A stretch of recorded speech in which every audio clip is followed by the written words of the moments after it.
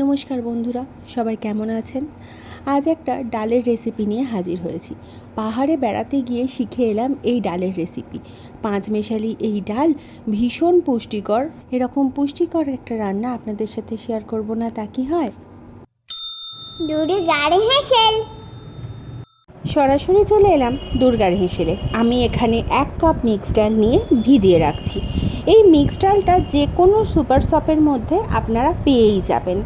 তো সেই মিক্স ডাল 1 কাপ নিয়েছি, জলে ভিজিয়ে রাখছি আমি এই ঘন্টা 3-4 মতো।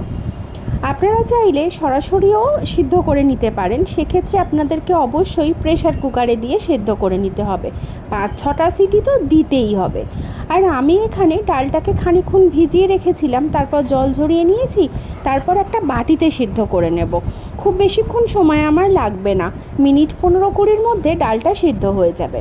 তো প্রথমে জলটা গরম হতে বসিয়েছিলাম, তারপর তার মধ্যে ডালটা দিয়ে নিয়েছি, স্বাদ মতো নুন আর অল্প একটু হলুদ দিয়েছি। তারপর ভালো করে মিশিয়ে নিয়ে ডালটাকে পুরোপুরিভাবে সেদ্ধ করে নিচ্ছি। যতক্ষণ ডালটা সেদ্ধ হচ্ছে ততক্ষণ আমি একটু পেঁয়াজটা কেটে নিই। এই ডালটাকে নিরামিষভাবেও আমি করি, আবার পেঁয়াজ রসুন দিয়েও করি। তো আজকে আমি পেঁয়াজ রসুন দিয়েই পদ্ধতিটা দেখাবো, কিন্তু কিভাবে নিরামিষভাবে করবেন সেটাও আমি ভিডিওতেই বলে দেব। তাই পুরো ভিডিওটা দেখতে থাকুন মন দিয়ে। পেঁয়াজটা কেটে নিয়েছি, তারপরে কেটে নিচ্ছি টমেটো। পেঁয়াজটা যেভাবে আমি লম্বালম্বি ভাবে কেটে নেবার পর আবার সাইড দিয়ে কেটেছিলাম যাতে চৌকো চৌকো ছোটো ছোটো টুকরো হয়, এটাকেও ঠিক সেভাবেই কেটে নিয়েছি। ডালটা ততক্ষণে বেশ সেদ্ধ হয়ে গেছে। তো ডালটাকে অফ করে দিচ্ছি, দিয়ে একটা স্ম্যাশার দিয়ে ডালটাকে একটু ভালো করে স্ম্যাশ করে নিচ্ছি। এমন নয় যে স্ম্যাশার থাকতেই হবে, ডাল ঘুঁটানো যে কাঠিগুলো হয় না, ডাল ঘুঁটানো কাঠি দিয়েও কিন্তু ডালটাকে ভালো করে ঘুটিয়ে নিতে পারেন। আর সেটাও যদি না থাকে তাহলে ডালটা ঠান্ডা হবার পর হাতে করেই একটু না হয় স্ম্যাশ করে দেবেন, বা কোনো হাতা টাতা কিছু দিয়েও করে নিতে পারেন। এরপর আমি এখানে একটা ফ্রাইং প্যান বসিয়ে তার মধ্যে তেল দিচ্ছি আর 1 চামচ ঘি দিচ্ছি। এখানে মানে পাহাড়ে দেখেছিলাম ওরা তো ডাল চাওল এইটাই তো বেশি খায়, বা ছোলা চাওল।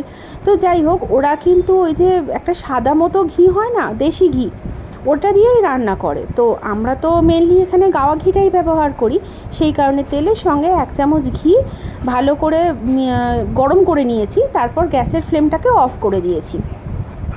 এরপর গরম তেলের মধ্যে আমি দিয়ে নিচ্ছি 1 চামচ গোটা জিরে, একটা শুকনো লঙ্কাকে বেশ কয়েক টুকরো করে কেটে দিয়েছি। আমি খুব একটা ঝাল করব না, যদি আপনারা ঝাল ঝাল পছন্দ করেন তাহলে 2টো শুকনো লঙ্কাও ব্যবহার করতে পারেন। 1 চামচ দিয়েছি ধনে গুঁড়ো, আর 1/2 চামচ দিয়েছি জিরে গুঁড়ো। এটা হচ্ছে ঝাল লঙ্কার গুঁড়ো দিয়ে নিয়েছি। আর এখানে চাইলে কাশ্মীরি লঙ্কার গুঁড়ো ব্যবহার করতে পারেন, বেশ একটু লালচে রঙ আসবে। সামান্য একটু হিং দিয়েছি, একটু চিনি দিয়েছি, কাসৌরি মেথি দিয়েছি।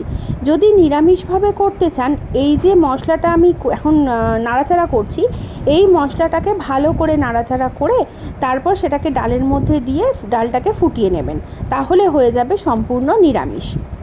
টমেটোটা চাইলে দিতেও পারেন, নাও দিতে পারেন। আর আদা রসুন বাটা কিছুই দরকার পড়বে না যদি নিরামিষভাবে করতে চান।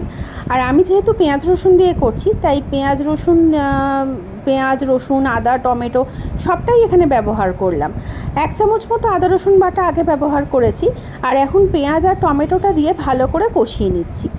এখানে পেঁয়াজটা ওই আগে ভেজে তারপর মশলা কষানোর ব্যাপারটা নয়, কারণ পেঁয়াজটা খেতে খেতে যাতে মুখে একটু পড়ে, মানে একটু কাঁচা কাঁচাও রইলো পেঁয়াজটা, আবার খানিকটা ভাজাও মতো হলো, মশলাটার সাথে ভালো করে মিশে গেল। তো পেঁয়াজটা টমেটোটা বেশ ভালো করে ভাজা ভাজা মতো হয়ে গেছে। এই সময় ডালটা এখানে দিয়ে নেব। যখন আমি নিরামিষভাবে করি তখন একটা ছোট তড়কা প্যানে ওই তড়কা মতোটা বানিয়ে নিয়ে ডালের মধ্যে ঢেলে দিয়ে ডালটাকে ফুটিয়ে নিই। এখন যেহেতু অনেকটা পরিমাণ পেঁয়াজ রসুন দিয়ে করছি, তাই ডালটাকে এর মধ্যে দিলাম। আপনারা যদি কাশ্মীরি লঙ্কার গুঁড়ো ব্যবহার করতেন তাহলে এই যে ডালটা হলুদ হলুদ হয়ে আছে, ডালটা বেশ একটু লালচে রঙ আসতো। আমি কাশ্মীরি লঙ্কার গুঁড়োটা ব্যবহার করলাম না। তো ডালটাকে ফুটতে দিয়েছিলাম, ডালটার যেটুকু জল ছিল সেইটুকু জলটা দিয়ে যখন ডালটা ফুটতে শুরু করেছে, তখন এখানে আমি ডালের বাটিটা ধুয়ে আরও 1 কাপ মতো জল এর মধ্যে দিয়ে নিলাম। এরপর ডালটাকে ফুটতে দেব। ডালের কনসিস্টেন্সিটা একটু বুঝে নিয়ে ডালটাকে নামিয়ে নিতে হবে। আর নামানোর আগে 1 চামচ ঘি দিতে হবে, নুনটা একটু চেক করে নিতে হবে। এগুলো তো সাধারণ ব্যাপার, তবু বলে দিলাম একবার। আর যেটা কথা সেটা হচ্ছে যে ডালটা খুব বেশি পাতলা করে রাখবেন না, একটু ঘন ঘনই করে নেবেন, তাহলে ভাত রুটি দুটো দিয়েই ভালো লাগবে। আর গরম মশলা দিয়ে দিলাম, ডালটা এখন একদম রেডি। 1 চামচ ঘিও কিন্তু দিয়েছি আগে কথা বলার মধ্যে। তো যাই হোক, একদিন বানিয়ে দেখুন কেমন লাগে, আর আমাকে অবশ্যই জানাবেন যে আপনাদের ভিডিওটা কেমন লাগলো। দেখা হবে আবার নতুন ভিডিওতে। ধন্যবাদ।